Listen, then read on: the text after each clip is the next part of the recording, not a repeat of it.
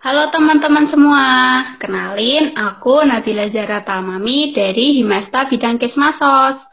Nah, kali ini kita ada di postat ketiga. Jadi postat itu podcast Himpunan Mahasiswa Statistika. Nah, kesempatan kali ini kita mau bincang-bincang asik nih sama pembicara kita. Kakak ini tuh dulunya Ansos Himasta alias anak sosial.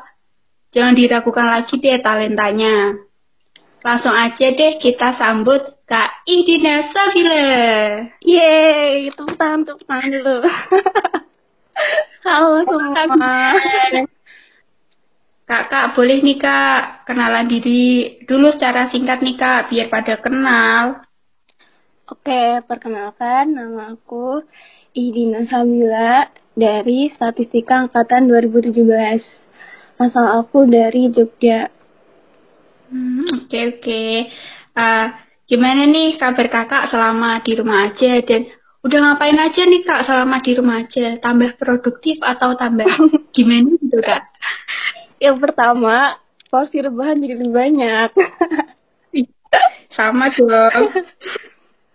Terus ini sih, yang semenjak pandemi ini jadi punya hobi baru, yaitu berburu webinar gratis. Sumpah banyak banget sekarang, nggak kayak dulu.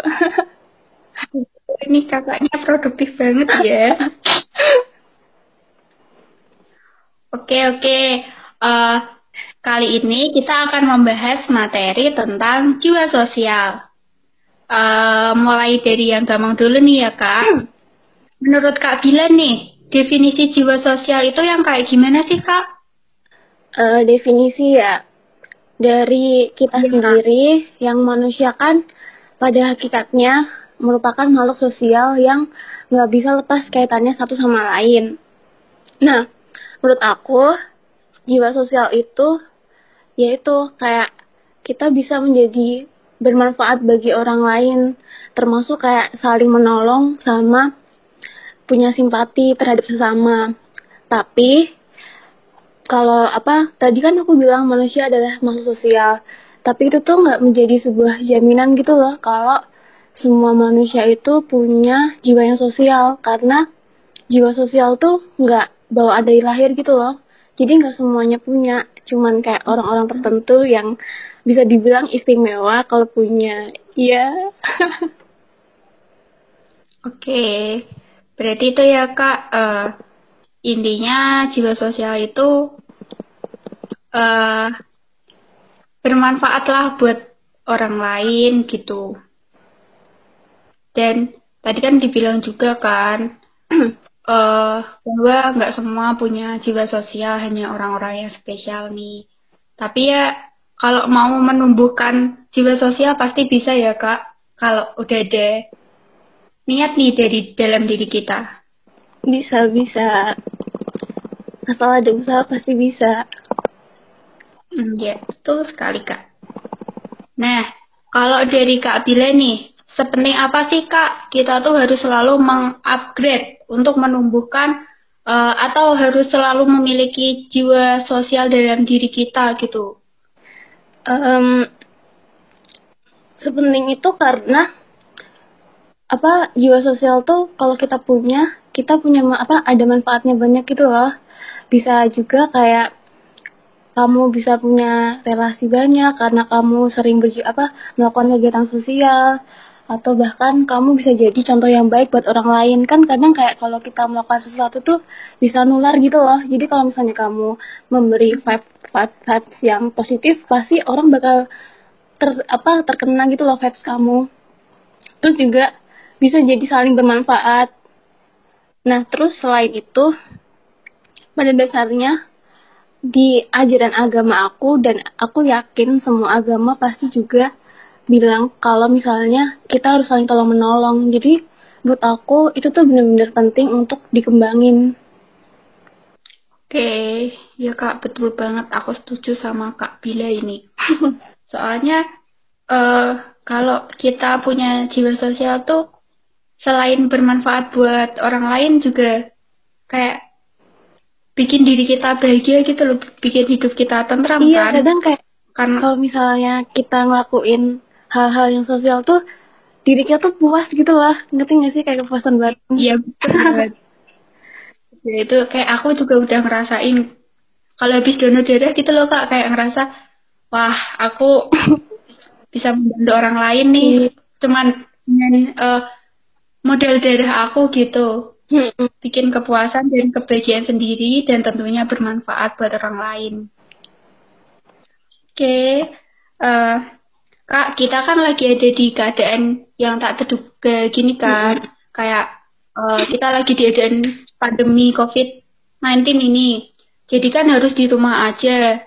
Kalau versi dari Kak Bila nih, gimana sih caranya buat tetap bersosial gitu dengan kondisi di rumah aja? Karena aku ngerasa ya, aku malah semenjak di rumah aja kan nggak pernah keluar gitu loh, nggak pernah ketemu siapa-siapa gitu. Nah, kalau dari versi Kak Bila gimana nih? Kalau dari aku nyoba yang menurut aku paling gampang ya.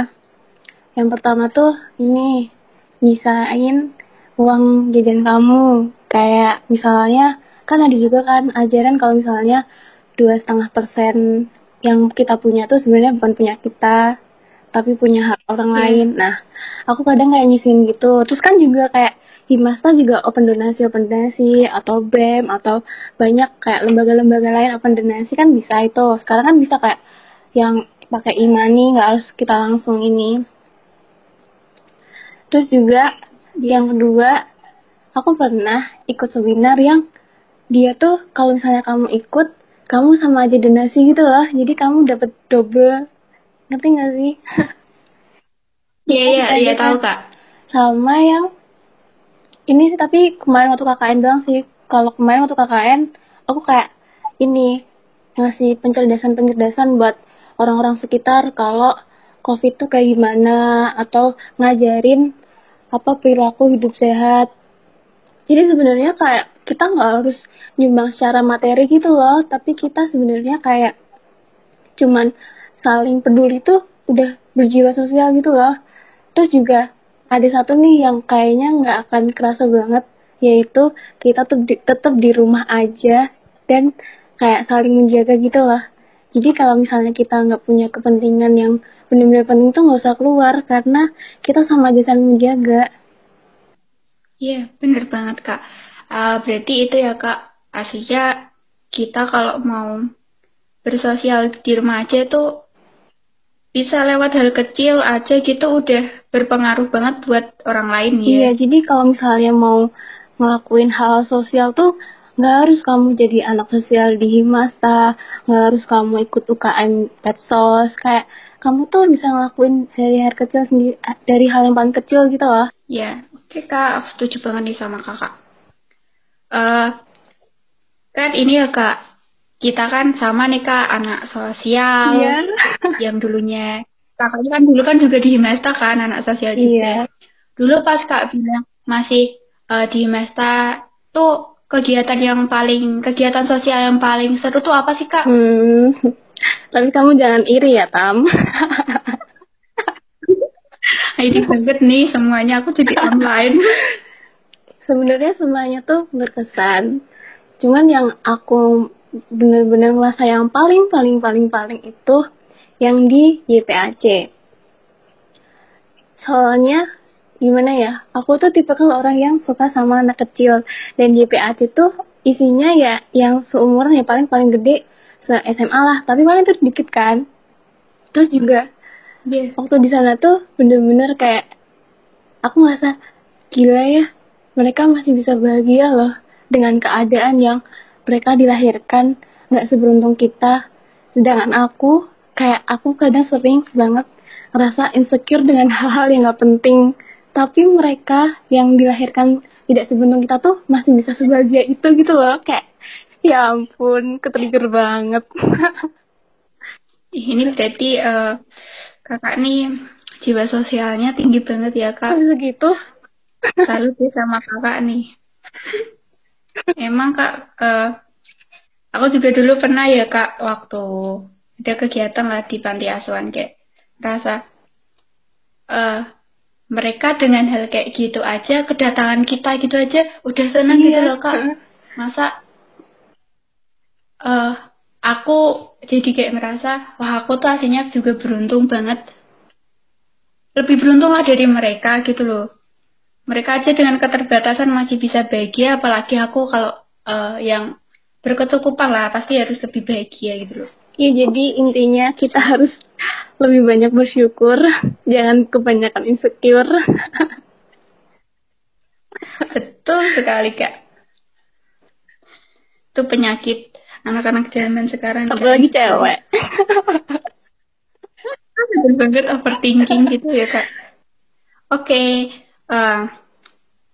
nih Kak, bisa bagi tips-tipsnya Kak, biar kita tuh nggak jadi orang yang acuh gitu sama lingkungan, apalagi di saat kondisi yang kayak gini.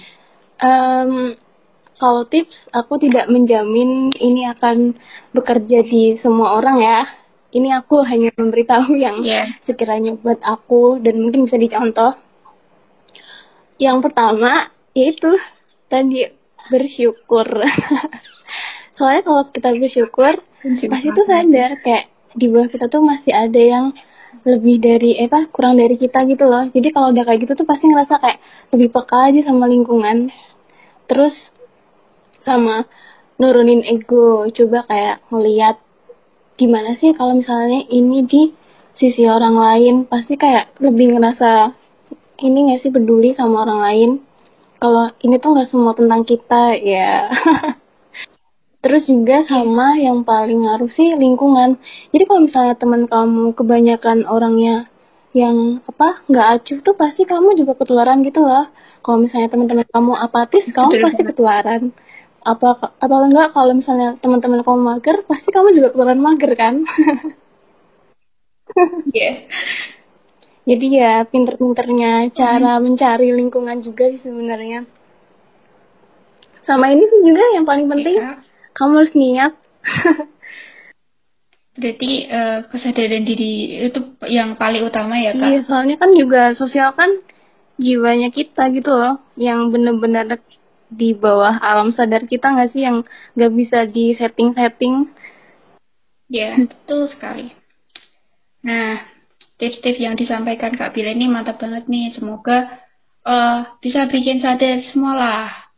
Karena kita kan sebagai makhluk sosial ya, harus memiliki jiwa sosial dalam diri kita sendiri. Karena ketika seorang tumbuh dengan jiwa sosial di dalamnya, tentu hal yang akan dirasakan adalah simpati dan empati terhadap sesama, mungkin dengan cara saling tolong-menolong dalam kebaikan, memberikan dukungan secara moral atau materi, dan menunjukkan perhatiannya terhadap sesama. Hal ini akan memberikan manfaat yang luar biasa bagi orang lain dan menjadi seseorang yang bermanfaat bagi orang lain, tentu menjadi kebahagiaan sendiri. Oke. Keren banget ya pembicara kali ini. Kamu juga keren banget tadi kalimatnya, Tamami.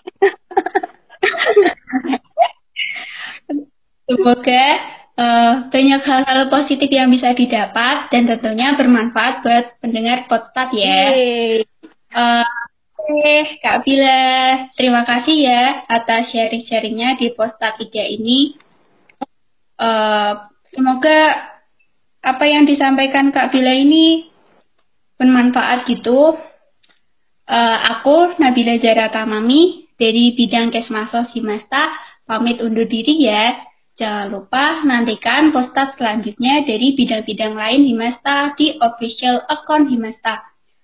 Sampai jumpa lagi dan tetap jaga kesehatan ya dan tetap stay at home. Sekali lagi terima kasih ya Kak Bila. Oke.